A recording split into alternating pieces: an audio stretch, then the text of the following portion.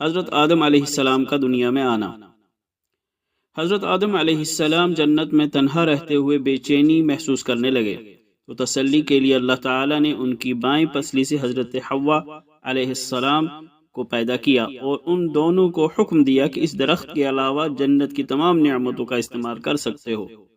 شیطان نے وسوسہ ڈال کر بہکایا کہ اس درخت کی خصوصیت یہ ہے کہ اس کا پھل کھانے کے بعد تم ہمیشہ جنت میں رہو گے۔ چنانچہ شیطان کے دھوکے میں آ کر انہوں نے اس درخت کا پھل کھا لیا۔ اللہ تعالیٰ نے اس غلطی کی وجہ سے جنت کا لباس اتار کر دونوں کو دنیا میں بھیج دیا۔ حضرت آدم علیہ السلام اپنی غلطی پر بہت شرمندہ ہوئے اور ایک مدت تک توبہ و استغفار کرتے ہوئے اللہ کے سامنے روتے رہے۔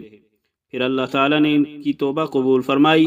اس کے بعد دنیا میں حضرت آدم اور حوا علیہ السلام ہی حضرت آدم